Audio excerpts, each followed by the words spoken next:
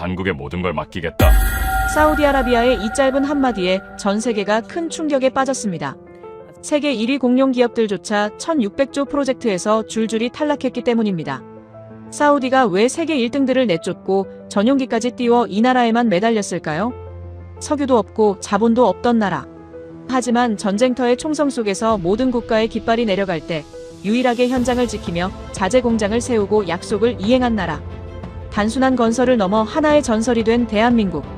이 프로젝트를 완성할 유일한 파트너는 한국뿐이다. 사우디의 확신이 어떻게 1600조 원의 판을 뒤집었는지 그 경이로운 역전의 줄거리를 지금 공개합니다. 어디서 듣고 계신가요? 구독과 좋아요 잊지 마세요. 안녕하세요. 저는 뮌헨 공과대학교 건설경영학과 교수 프리드리히입니다. 35년 동안 메가 프로젝트만 파고든 사람이죠. 오늘 이 강의실에 들어서는 순간부터 심장이 평소와 다르게 뛰고 있었습니다. 200석 대강의실이 만석이었고 복도까지 학생들이 서 있었습니다. 저는 강단에 올라서자마자 마이크를 잡았습니다. 한치의 여유도 없이 첫 슬라이드를 띄웠죠. 메가 프로젝트의 성패를 결정하는 단 하나의 변수. 스크린에 뜬 제목을 읽는 학생들의 눈빛이 느껴졌습니다.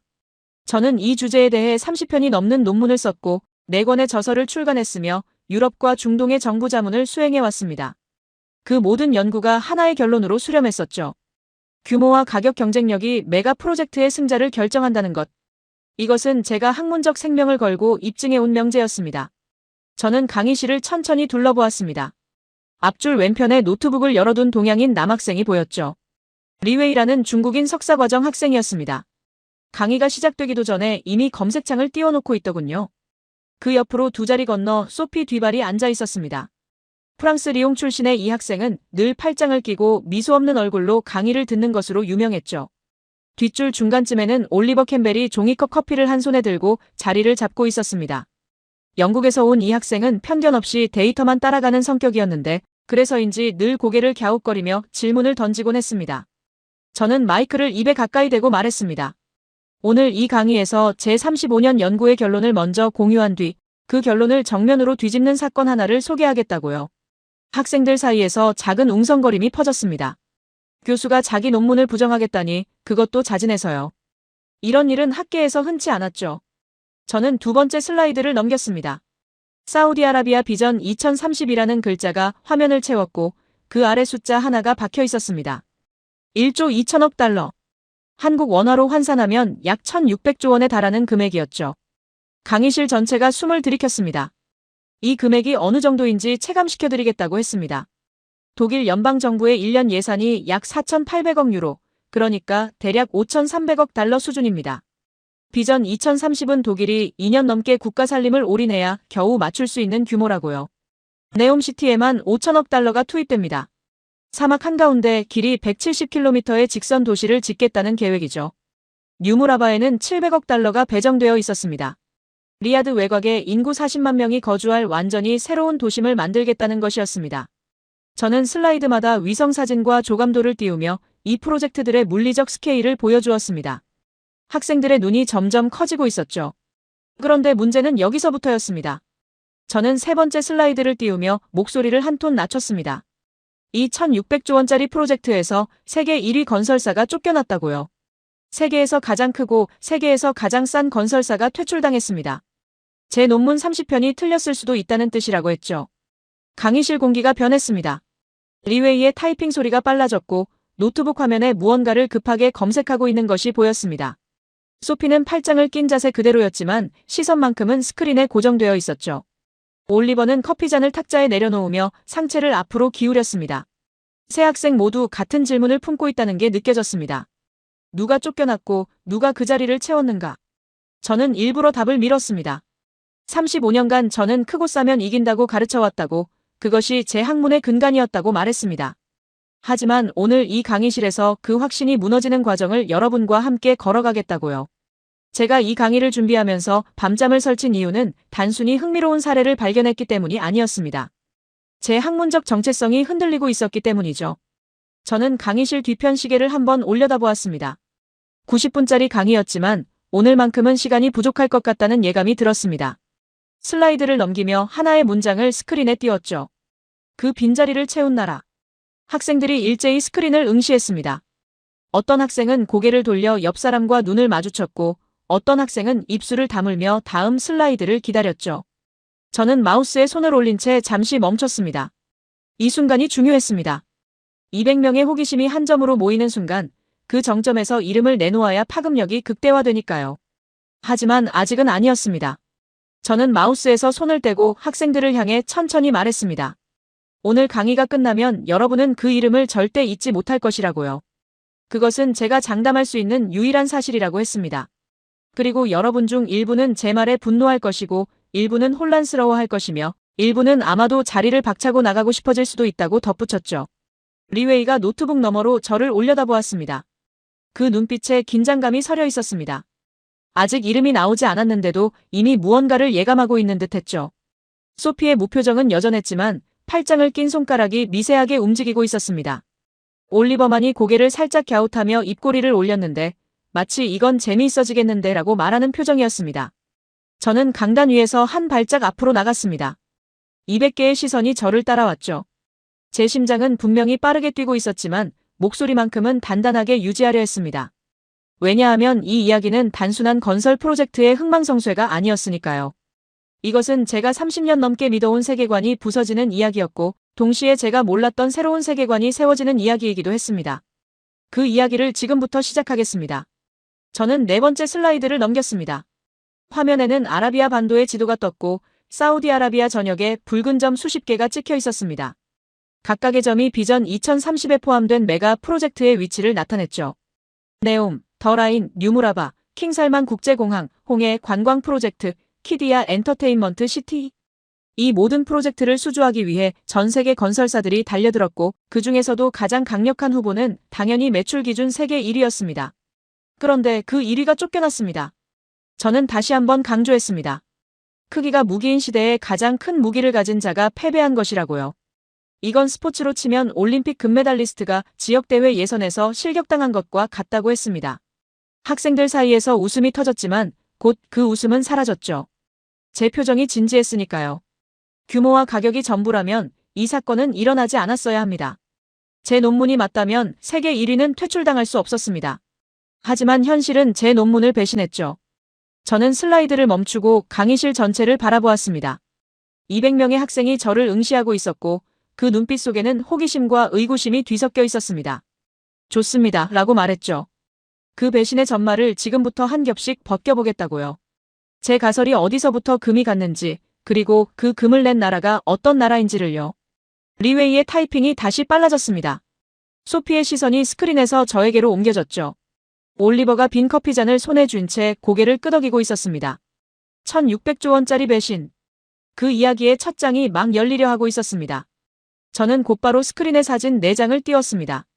첫 번째는 아파트 외벽을 따라 갈라진 균열이었죠. 입주 전이었습니다. 사람이 한 번도 살지 않은 건물의 콘크리트가 이미 손가락 하나 들어갈 만큼 벌어져 있었습니다. 두 번째 사진은 지하 주차장 천장에서 물이 줄줄 흘러내리는 장면이었죠. 방수 처리가 통째로 무너진 흔적이었습니다. 세 번째, 현장에 적재된 자재 포장지를 클로즈업한 것이었는데 유통기한이 이미 지난 날짜가 선명하게 찍혀 있었습니다. 네 번째는 공정표였죠. 예정 완공일과 실제 진행률 사이의 격차가 붉은색으로 칠해져 있었고 그 간극은 처참했습니다. 중국 건축공정공사. 매출 387조 원, 수주 잔액 754조 원의 공룡이 사우디아라비아에 남긴 성적표였습니다. 강의실이 술렁였습니다.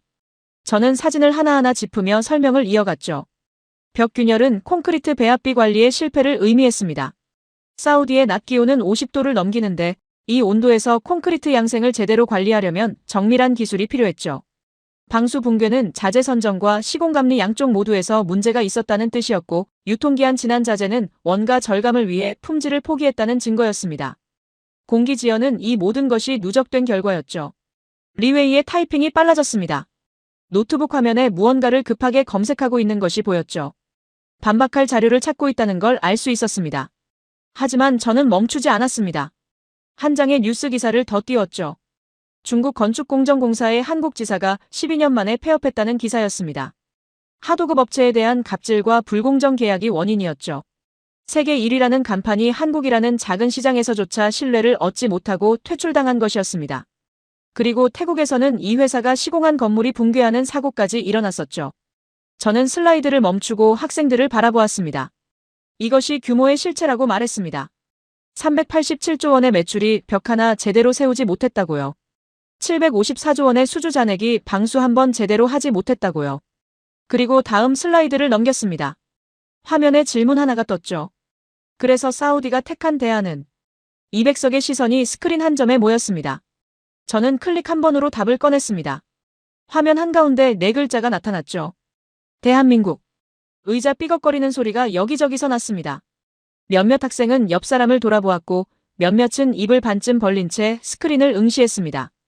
예상 밖의 이름이었던 거죠. 리웨이의 손이 곧바로 올라갔습니다. 제가 지명하기도 전에 이미 말을 시작하고 있더군요. 교수님, 중국 건축공정공사 매출이 387조라고 하셨는데 한국 건설사를 전부 합쳐도 이 숫자에 못 미친다고 했습니다. 리웨이는 노트북 화면을 돌려 수치를 보여주며 사우디가 규모를 포기할 이유가 없다고 단언했습니다.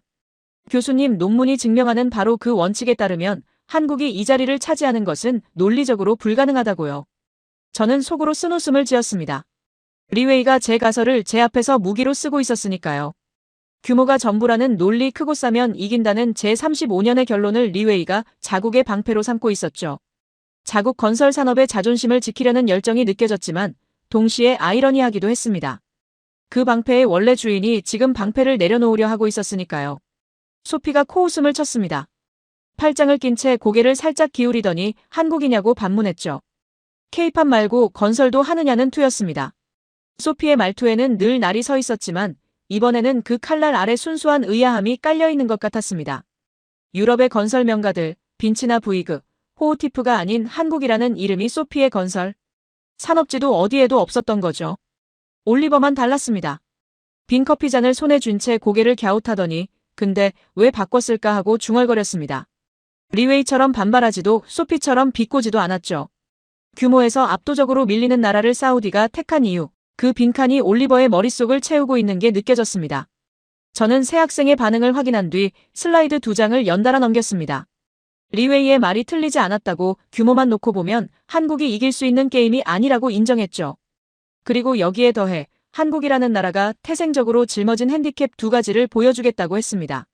첫 번째 슬라이드에 세계 원유 수입국 지도가 떴습니다. 한국에는 석유가 한 방울도 나지 않았죠. 국내 소비 원유의 90% 이상을 중동에서 수입하고 있었습니다. 사우디아라비아가 곧 한국의 에너지 생명줄이었던 셈이죠. 발주처가 시공사의 숨통을 쥐고 있는 구조. 협상 테이블에 앉기도 전에 기울어진 운동장이었습니다. 두 번째 슬라이드가 더 강렬했습니다. 1960년대 한국의 1인당 국민소득 그래프를 띄웠죠. 67달러. 당시 아프리카 가나의 1인당 국민소득이 179달러였으니 한국은 아프리카보다 가난한 나라였습니다. 불과 60년 전의 일이었죠. 강의실 곳곳에서 탄식이 새어나왔습니다. 리웨이의 눈이 빛났습니다. 이 데이터가 자신의 논리를 더욱 단단하게 만들어준다는 것을 알았기 때문이죠. 고개를 끄덕이며 교수님 논문이 맞다고 다시 한번 말했습니다. 규모가 전부라고요. 한국은 규모에서 이길 수 없다고 단언했죠. 원유도 없고 60년 전에는 아프리카보다 못 살았으며 건설사 전체를 합쳐도 중국 건축공정공사 하나를 당해내지 못한다고요. 리웨이의 반박은 정확했습니다. 숫자 하나 틀린 것이 없었죠. 바로 그것이 문제였습니다. 저는 강단 위에서 한 발짝 앞으로 나갔습니다. 학생들을 정면으로 바라보며 말했죠. 리웨이의 말이 전부 맞다고요.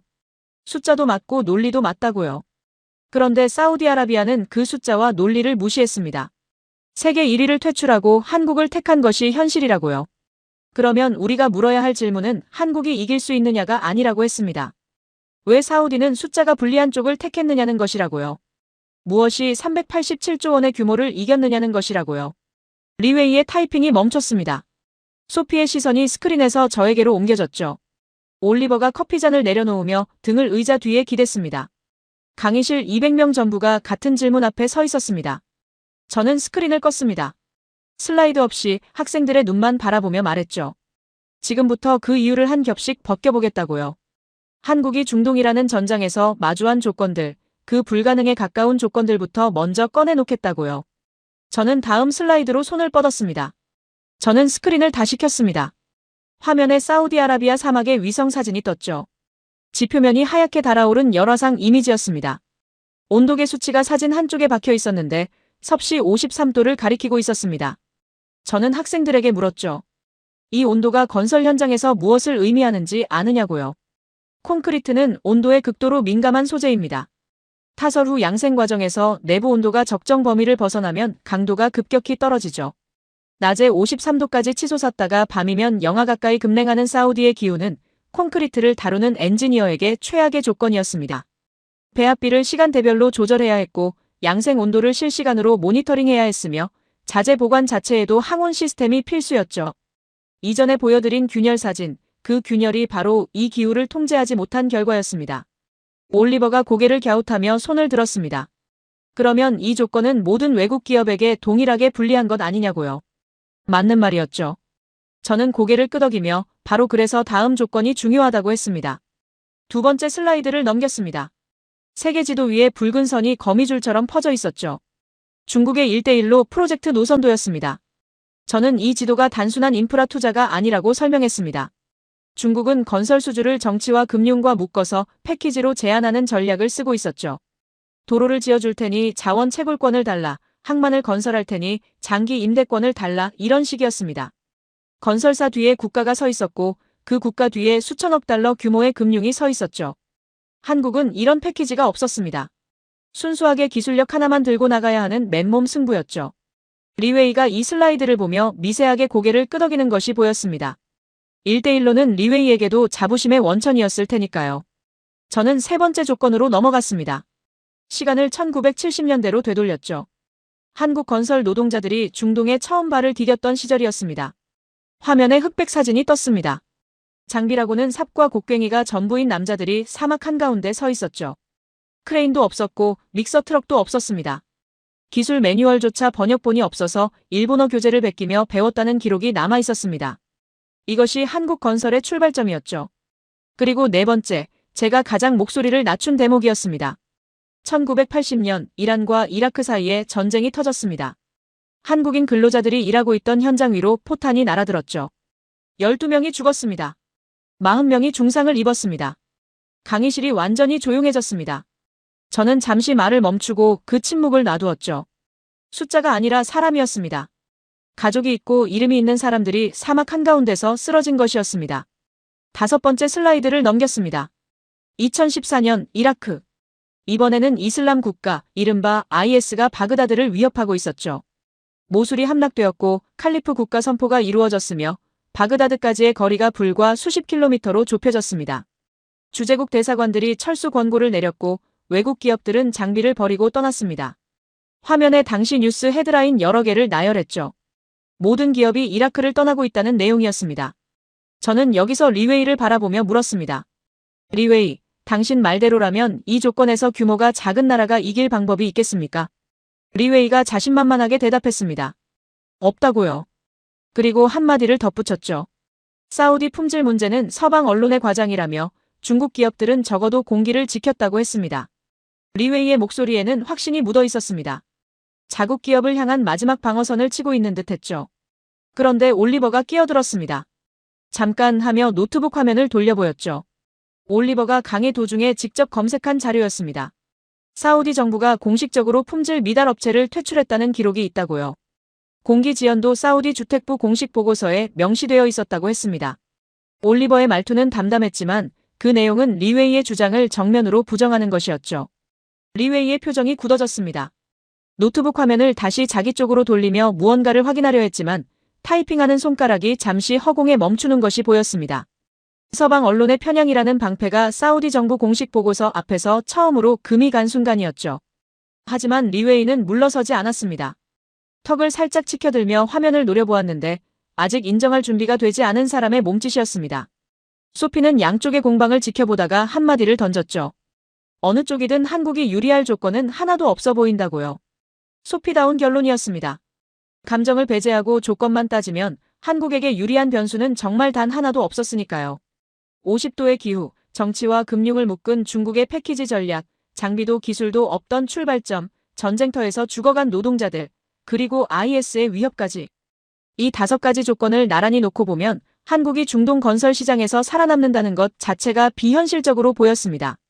저는 강단 위에서 학생들을 천천히 둘러보았습니다. 그리고 한 가지 질문을 던졌죠. 제가 여러분에게 묻겠다고요. 전쟁이 터지면 도망가는 게 정상이라고 했습니다. 사람 목숨보다 중요한 계약은 없으니까요. 그렇지 않습니까? 200명이 고개를 끄덕였습니다. 당연한 말이었으니까요. 포탄이 날아오는 현장에서 공사를 계속한다는 것은 미친 짓이었고, 테러 조직이 수도를 위협하는 나라에서 사업을 이어간다는 것은 자살 행위에 가까웠습니다. 모든 합리적 판단은 철수를 가리키고 있었죠. 저는 고개를 끄덕이며 말했습니다. 맞다고요. 합리적 판단은 철수입니다. 그런데 합리적이지 않은 선택을 한 나라가 하나 있었다고요. 리웨이가 눈을 가늘게 뜨며 저를 올려다보았습니다. 소피의 팔짱이 미세하게 조여졌죠. 올리버가 커피잔을 내려놓으며 상체를 앞으로 기울였습니다. 저는 다음 슬라이드에 손을 올렸습니다. 이 슬라이드부터는 제 가설의 균열이 생기기 시작합니다. 슬라이드가 바뀌자 화면에 이라크 지도가 떴습니다. 바그다드 남쪽 25km 지점에 붉은 핀이 하나 꽂혀 있었죠. 비스마야. 저는 그 이름을 천천히 읽었습니다. 2012년 한화건설이 이곳에서 101억 달러짜리 계약에 서명했다고요. 한국 원화로 약 14조 7천억 원. 학생들 사이에서 숨소리가 들렸습니다. 저는 프로젝트의 규모를 설명했습니다. 10만 가구, 입주 예정 인구 60만 명. 사막 허벌판에 도시 하나를 통째로 세우겠다는 계획이었죠. 아파트만 짓는 것이 아니었습니다. 도로, 상하수도, 정수장, 전기 배전망, 학교, 병원, 경찰서, 관공서까지 포함된 완전한 도시였습니다. 윈헨 외곽에 위성도시 하나를 새로 짓는다고 상상해보라고 했죠. 그것도 인프라가 전무한 사막 한가운데서요. 학생들의 표정이 달라졌습니다. 이것이 아파트 몇 동 올리는 이야기가 아니라는 걸 깨달은 거죠. 그런데 2014년이 왔습니다. 저는 앞서 보여준 IS 관련 뉴스 헤드라인을 다시 한 장 띄웠습니다. 모술 함락 칼리프 선포, 바그다드 위협. 비스마야는 바그다드에서 불과 25km 떨어져 있었죠. IS의 전선에서 차로 30분 거리에 건설 현장이 있었던 겁니다. 각국 대사관이 철수 권고를 내렸고 외국 기업들이 장비를 두고 떠났습니다. 저는 화면에 당시 이라크에 진출해 있던 외국 건설사 목록을 띄운 뒤 하나씩 붉은 줄로 지워나갔습니다. 미국 기업, 줄. 유럽 기업, 줄. 그리고 중국 기업들도 전부 줄이 그어졌죠. 저는 리웨이를 바라보았습니다. 리웨이, 당시 이라크에 있던 중국 기업들은 어떻게 했습니까? 리웨이가 노트북 화면을 내려다보았습니다. 타이핑을 하지 않았죠. 검색할 필요가 없었을 겁니다. 답을 이미 알고 있었으니까요. 리웨이의 입술이 미세하게 움직였지만 소리는 나오지 않았습니다. 강의실 200명이 리웨이의 침묵을 지켜보고 있었죠. 저는 리웨이의 대답을 기다리지 않았습니다. 대신 스크린에 한 장의 사진을 띄웠죠. 사막 한가운데 수십 개의 깃발이 계양대에 걸려있는 사진이었습니다. 다국적 건설 현장의 상징이었죠. 그리고 그 옆에 같은 장소에 2014년 사진을 나란히 배치했습니다. 계양대 대부분이 비어 있었습니다. 깃발이 내려간 자리에 빈 줄만 바람에 흔들리고 있었죠. 모든 깃발이 내려갔습니다. 딱 하나만 남았습니다. 저는 그 말을 하고 잠시 멈췄습니다. 강의실의 정적이 무거웠죠. 그리고 덧붙였습니다. 리웨이, 중국 기업들의 깃발도 그때 내려갔다고요. 리웨이의 시선이 노트북 화면에 고정된 채 움직이지 않았습니다. 서방 언론의 편향이라며 자신만만하게 반박하던 리웨이가 올리버의 팩트체크에 한 번 금이 간 뒤 지금 두 번째 균열을 맞고 있었죠. 자국 기업이 철수했다는 사실 자체를 부정할 수는 없었으니까요. 그건 편향이 아니라 역사였습니다. 올리버가 조용히 말했습니다. 교수님, 이건 규모의 문제가 아닌 것 같다고요. 올리버의 목소리는 낮았지만 또렷했습니다. 387조 원 매출의 기업이 떠나고 그보다 훨씬 작은 한국 기업이 남았다면 이 차이를 만든 것은 규모가 아니라 다른 무엇이라고요. 올리버는 제 가설의 첫 번째 금을 그었습니다. 학생의 입에서 나온 말이었지만 제가 스스로 꺼내지 못한 문장이기도 했죠. 소피가 끼어들었습니다. 팔짱을 낀 채 감동적이지만 이건 한 건의 사례일 뿐이라고요. 체계적 경쟁력이라고 볼 수 있느냐며 날카롭게 물었습니다. 소피는 늘 그랬죠. 감정이 올라오는 순간에도 분석의 칼날을 먼저 꺼내는 학생이었습니다. 소피의 질문은 정당했습니다. 한 건의 사례가 구조적 우위를 증명하지는 못하니까요. 하지만 저는 소피의 질문에 바로 답하지 않았습니다. 대신 한화건설이 IS 위협 속에서 무엇을 했는지를 먼저 보여주어야 했죠. 자재 공급이 끊겼습니다. 국경이 봉쇄되었고 외국에서 들여오던 시멘트와 철근과 배관 자재가 전부 막혔죠. 보통이라면 이 시점에서 공사가 멈춥니다. 자재가 없으면 건물을 올릴 수 없으니까요. 그런데 한화건설은 현장 반경 안에 자재 공장을 직접 지었습니다. 시멘트 공장, 벽돌 공장, 창호 공장, 배관 자재 공장까지. 공장이 17개였습니다. 자급자족 체제를 사막 한가운데 구축한 거죠. 저는 이 숫자를 반복했습니다. 17개라고요. 전쟁터 한복판에서 자재가 끊긴 상황에서 철수하는 대신 공장을 17개 세웠다고요. 이것은 용기라는 단어만으로는 설명이 되지 않았습니다. 시스템이었죠. 돌발 상황에 대응하는 조직적 역량이었고 현장에서 문제를 해결하겠다는 의지가 구체적인 인프라로 전환된 것이었습니다. 강의실이 다시 조용해졌습니다. 리웨이는 여전히 노트북 화면을 응시하고 있었지만 더 이상 타이핑하지 않았습니다.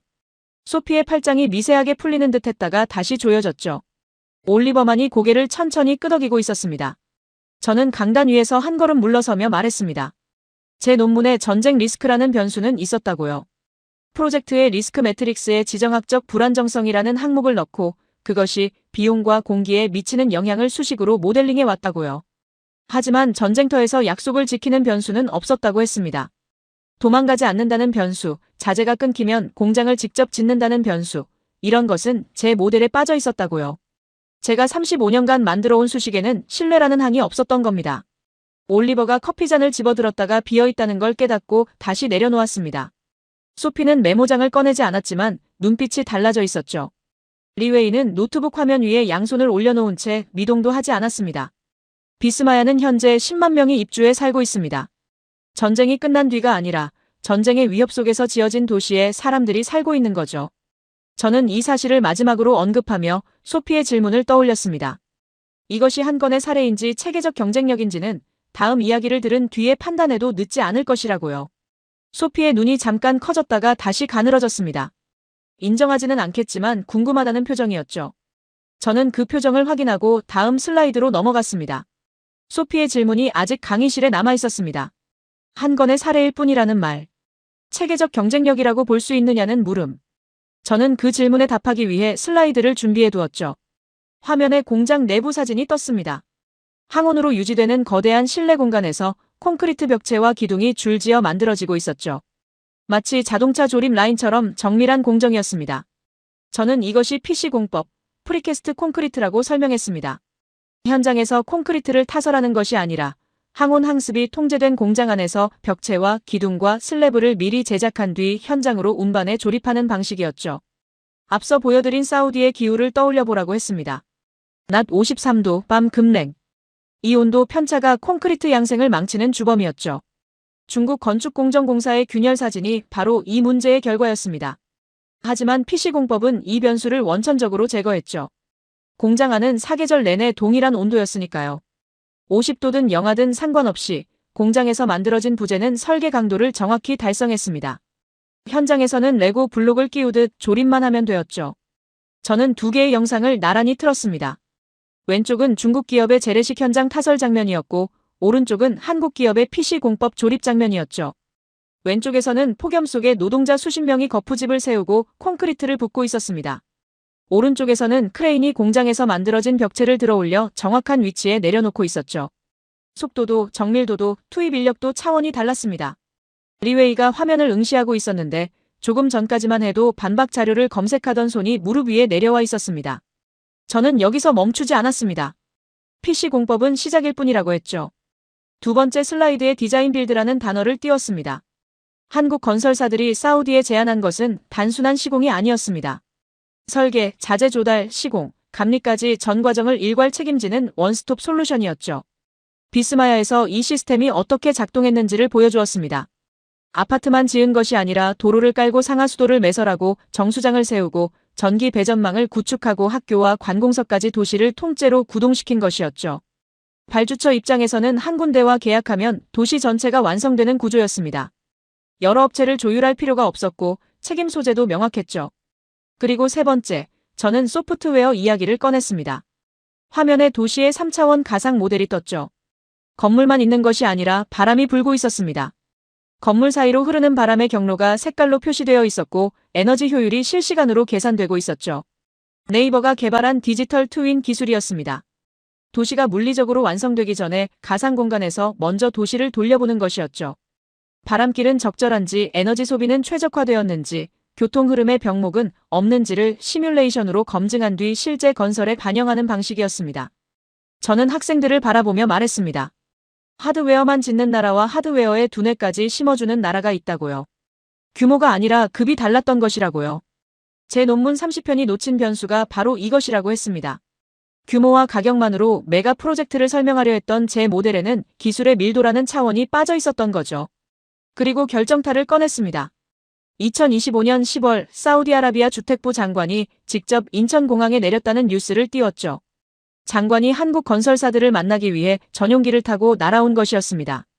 보통은 시공사가 발주처를 찾아가죠. 수주를 따기 위해 프레젠테이션을 준비하고 로비를 하고 경쟁 입찰에 참여합니다. 그런데 이 경우는 반대였습니다. 발주처가 시공사에게 구애하러 온 것이었죠. 삼성물산, GS건설, 대우건설과 협약을 맺기 위해 장관이 직접 움직인 겁니다. 강의실이 웅성거렸습니다. 발주처가 시공사를 찾아온다는 것은 건설 산업의 권력 구조가 뒤집힌 것이나 마찬가지였으니까요. 저는 이 장면의 의미를 짚었습니다. 사우디는 돈이 부족한 나라가 아니라고요. 1600조 원을 쏟아부을 수 있는 나라가 기술을 사러 날아온 것이라고요. 돈으로 살 수 없는 것이 있다는 뜻이었죠. 리웨이가 노트북을 닫았습니다. 그 순간을 저는 정확히 보았습니다. 화면을 내리거나 창을 최소화한 것이 아니라 덮개를 닫은 것이었죠. 강의 시작부터 한 번도 손에서 놓지 않았던 무기를 내려놓은 것이었습니다. 매출 387조를 외치며 자신만만하게 반박하던 리웨이, 서방 언론의 편향이라며 방패를 들었던 리웨이, 중국 기업의 철수 앞에 침묵했던 리웨이가 지금 마지막 무기마저 내려놓았습니다. 더 이상 반박할 데이터가 없다는 것을 리웨이 스스로 인정한 순간이었죠. 올리버가 확신에 찬 목소리로 말했습니다. 교수님, 이건 기술 생태계의 차이라고요. 개별 기술이 뛰어난 것이 아니라 하드웨어와 소프트웨어, 설계와 시공, 건설과 정보기술이 하나의 생태계로 통합되어 있는 것이라고요. 올리버의 분석은 정확했습니다. 소피가 처음으로 팔짱을 풀었습니다. 그리고 가방에서 메모장을 꺼내 무언가를 적기 시작했죠. 강의 내내 메모 한 줄 하지 않던 소피였습니다. 하지만 소피는 소피였죠. 펜을 놓으며 한마디를 던졌습니다. 수익성은 검증되었느냐고요. 기술이 뛰어난 것과 돈이 되는 것은 별개의 문제라고요.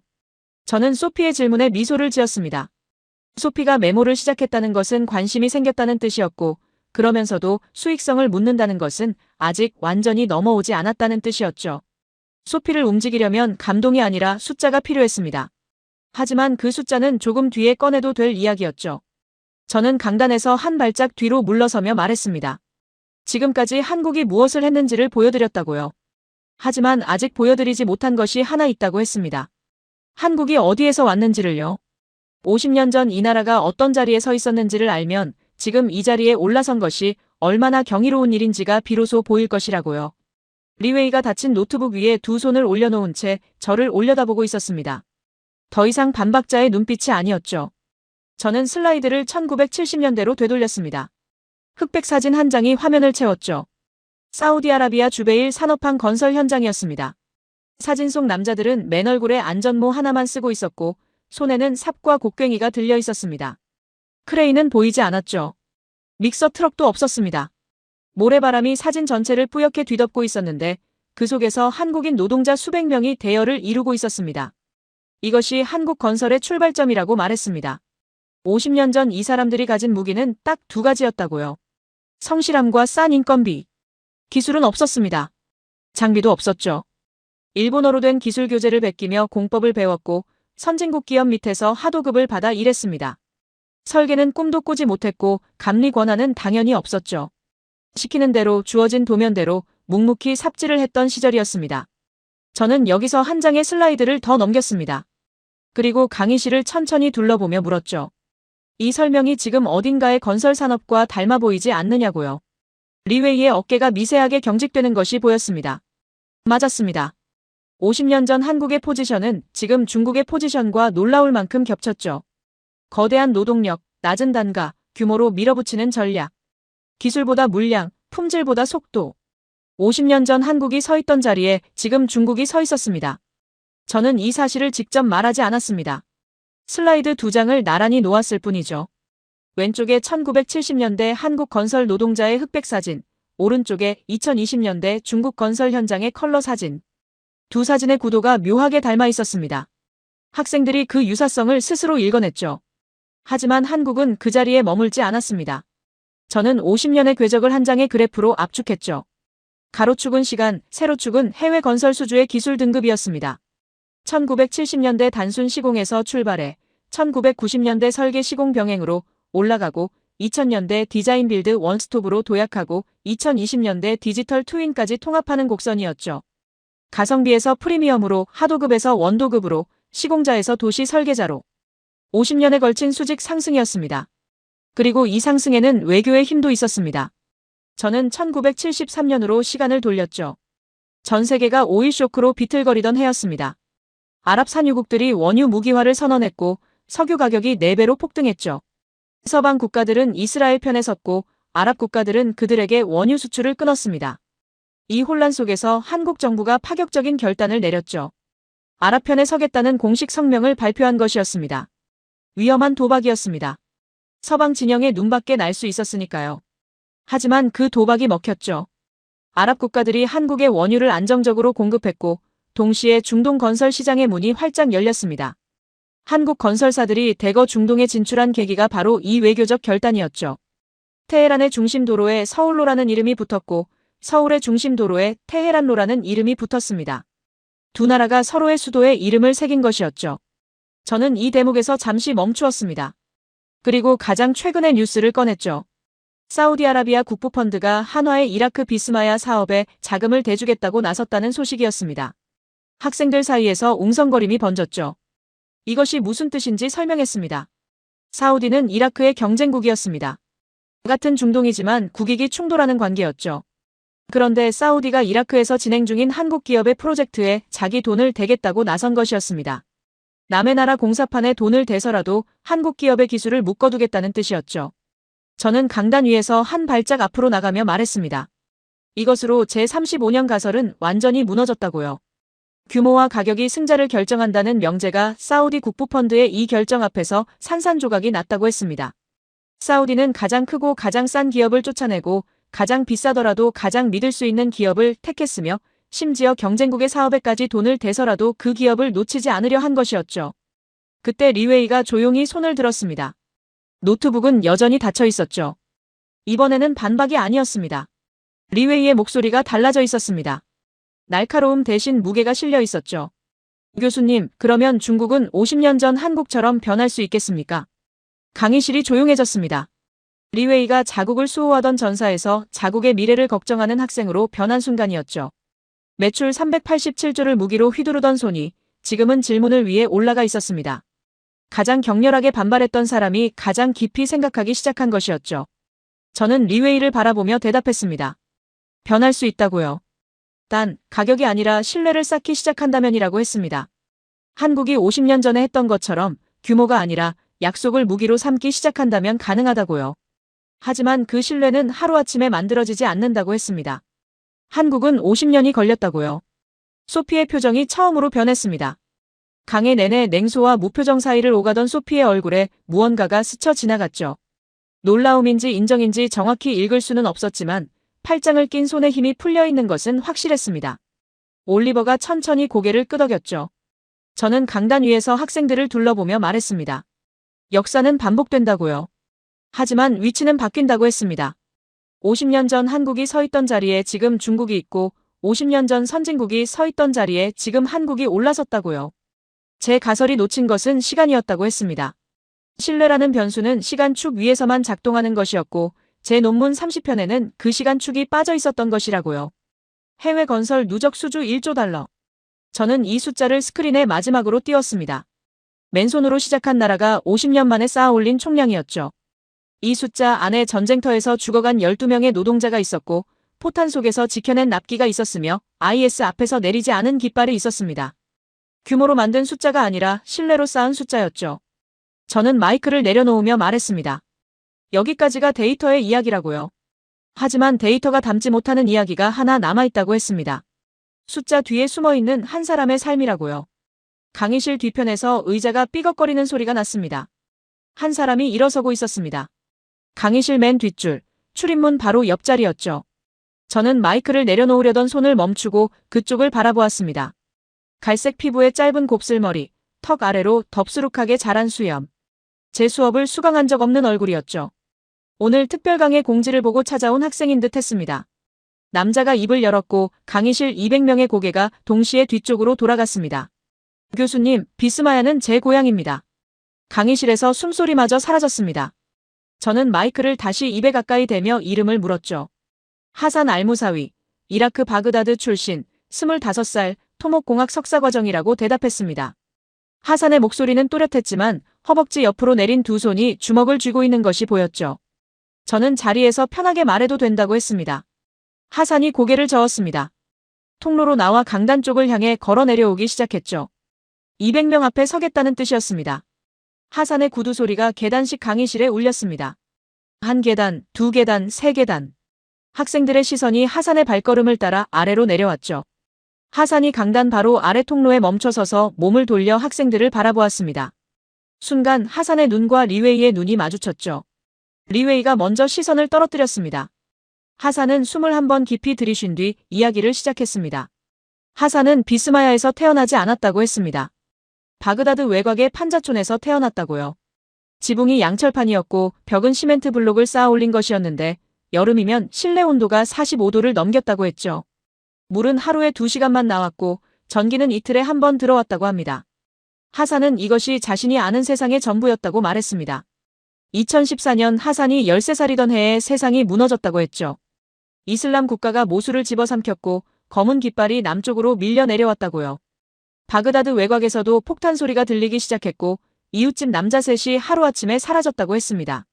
아버지가 새벽에 가족을 깨웠죠. 트럭 한 대에 가족 6명과 이불 몇 채를 싣고 남쪽으로 달렸다고 합니다. 목적지는 없었다고요. 그냥 포탄이 떨어지지 않는 곳이면 어디든 좋았다고 했습니다. 하산의 어머니가 막내 여동생을 품에 안고 트럭 짐칸에서 울고 있었는데 하산은 울지 않았다고 했죠. 무서워서 울 수조차 없었다고요. 사막을 달리던 중에 아버지가 트럭을 멈추었다고 했습니다. 하산의 목소리가 여기서 처음으로 흔들렸죠. 모래바람 너머로 건물이 올라가고 있었다고요. 모든 것이 무너지고 있는 나라에서 무언가를 세우고 있는 사람들이 있었다고 했습니다.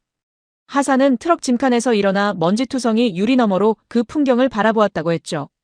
폭염 속에서 노란 안전모를 쓴 사람들이 크레인 옆에 서 있었고 콘크리트 벽체가 하늘로 들어 올려지고 있었다고 합니다. 아버지가 말했다고요. 저 사람들은 한국에서 온 사람들이라고. 하산은 한국이 어디에 있는 나라인지 몰랐다고 했습니다. 아시아인지 유럽인지도 구분하지 못했다고요. 하지만 하나는 알 수 있었다고 했죠. 모든 외국인이 떠난 땅에서 떠나지 않은 사람들이라는 것을요. 하산의 가족은 비스마야에 정착했습니다. 아직 완공되지 않은 구역이었지만 이라크 정부가 피난민에게 임시 거주를 허용했다고 했죠. 처음에는 완성된 동 하나에 여러 가족이 몰려 살았다고 합니다. 엘리베이터도 작동하지 않았고 복도에 이불을 깔고 잠을 자는 사람들도 있었다고요. 하지만 매일 아침 창밖을 보면 어제 없던 벽이 서 있었고 어제 없던 도로가 깔려 있었다고 했습니다. 한국 엔지니어들이 새벽부터 현장에 나와 있는 모습을 하산은 매일 보았다고 했죠. 폭염이 시작되기 전 이른 시간에 콘크리트를 타설하고 해가 가장 높은 시간에는 공장 안에서 벽체를 제작하고 해가 기울면 다시 현장에 나오는 패턴이 반복되었다고 합니다. 건물이 하나씩 올라갈 때마다 하산의 세계가 넓어졌다고 했습니다. 도로가 깔렸고 생전 처음 수도꼭지를 틀면 깨끗한 물이 나오는 경험을 했다고 했죠. 상하수도가 연결되고 전기가 24시간 들어오기 시작했을 때 어머니가 울었다고 합니다. 판자촌에서 이틀에 한 번 들어오던 전기에 익숙했던 사람이 밤새 꺼지지 않는 불빛을 처음 본 것이었죠. 병원이 문을 열었을 때 하산의 여동생이 태어나서 처음으로 의사에게 진찰을 받았다고 합니다. 경찰서가 생기자 밤에 문을 잠그지 않고 잘 수 있게 되었다고요. 도시라는 것이 벽돌과 콘크리트의 집합이 아니라 안전과 존엄의 집합이라는 것을 하산은 비스마야에서 처음 알았다고 했습니다. 그리고 학교가 세워졌습니다. 하산의 주먹이 풀렸습니다. 두 손을 허벅지 옆에 내린 채 강의실을 천천히 둘러보며 말했죠. 그 학교에서 처음 글을 배웠다고요. 14살에 처음으로 교실이라는 공간에 앉아보았다고 했습니다. 책상이라는 것 위에 팔을 올려본 것도 처음이었다고요. 판자촌에서는 학교에 다닌 적이 없었다고 했습니다. 전쟁 때문이기도 했지만 애초에 걸어서 갈 수 있는 거리에 학교가 없었기 때문이기도 했다고요. 한국 엔지니어들이 지은 학교의 교실에 앉아서 알파벳을 배우고 숫자를 배우고 처음으로 시험이라는 것을 치렀다고 했습니다. 선생님이 하산의 시험지에 빨간 펜으로 동그라미를 쳐주었을 때 그것이 태어나서 처음 받은 칭찬이었다고요. 하산이 고개를 들어 저를 바라보았습니다. 눈가에 물기가 번져 있었지만 목소리는 단단했죠.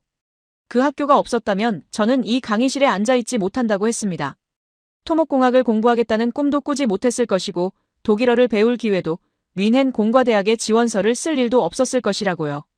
교수님이 보여주신 숫자들은 전부 맞다고 했습니다. 101억 달러, 10만 가구, 자재공장 17개. 하지만 그 숫자 뒤에는 제 삶이 있다고요. 제가 살아있는 증거라고 했습니다. 그리고 하산이 몸을 돌렸습니다. 리웨이를 똑바로 바라보았죠. 강의실 전체의 공기가 팽팽하게 당겨지는 것이 느껴졌습니다. 하산이 말했습니다. 당신이 말한 규모와 가격, 저도 안다고요. 387조 원이라는 숫자도 알고 중국이 세계 1위라는 것도 안다고 했죠. 하지만 제 고향에 남아준 건 가장 큰 회사가 아니었다고요. 가장 믿을 수 있는 회사였다고 했습니다. 리웨이가 고개를 숙였습니다. 닫힌 노트북 위에 올려놓았던 두 손이 천천히 무릎 위로 내려왔죠. 아무 말도 하지 않았습니다. 반박도 질문도 변명도 없었죠. 강의 초반에 387조를 외치던 목소리가 서방 언론의 편향을 주장하던 확신이 지금은 고개 숙인 침묵으로 바뀌어 있었습니다. 그 침묵이 이 강의실에서 나온 그 어떤 대사보다 무거웠죠. 200명의 완전한 정적이 이어졌습니다. 아무도 기침하지 않았고 아무도 의자를 움직이지 않았죠. 소피가 눈을 깜빡였습니다. 한 번, 두 번, 세 번. 고개를 살짝 돌려 창밖을 보았죠. 이 강의 내내 단 한 번도 감정을 드러내지 않았던 소피의 눈이 붉어져 있었습니다. 팔짱은 이미 풀려 있었고 메모장 위에 올려놓은 손끝이 미세하게 떨리고 있었죠. 날카로운 질문도 냉소적인 코웃음도 수익성 따위의 단어도 사라진 자리에 어떤 울림이 남아있는 듯 했습니다. 올리버가 천천히 박수를 치기 시작했습니다. 처음에는 올리버 혼자였죠. 정적 속에서 박수 소리가 강의실 벽을 때리고 돌아왔습니다. 한 번, 두 번, 세 번. 올리버 옆자리에서 한 명이 따라쳤고 그 뒤에서 두 명이, 그 옆에서 5명이 합류했죠. 박수가 파도처럼 뒷줄에서 앞줄로 번져 내려왔습니다. 하지만 함성이나 환호는 없었죠. 조용하고 묵직한 박수였습니다. 한 사람의 삶 앞에서 떠들 수 없다는 것을 200명 모두가 본능적으로 알고 있었죠. 하산이 고개를 숙여 인사했습니다. 그리고 통로를 따라 다시 뒷자리로 걸어 올라갔죠. 아까와 같은 계단이었지만 아까와 같은 사람은 아니었습니다. 하산의 등이 점점 멀어졌고 구두 소리가 박수 속에 묻혔죠. 리웨이는 고개를 숙인 채 미동도 하지 않았습니다. 저는 강단 위에 서서 하산의 뒷모습을 지켜보았습니다. 35년간 논문을 쓰면서 수천 개의 데이터 포인트를 다뤄왔지만 그 데이터 하나하나에 누군가의 하루가 걸려있고 누군가의 눈물이 묻어있고 누군가의 첫 번째 동그라미가 새겨져 있다는 사실을 이토록 선명하게 느낀 적은 없었죠. 101억 달러라는 숫자가 10만 가구라는 통계가 하산이라는 한 사람의 얼굴로 바뀌는 순간이었습니다.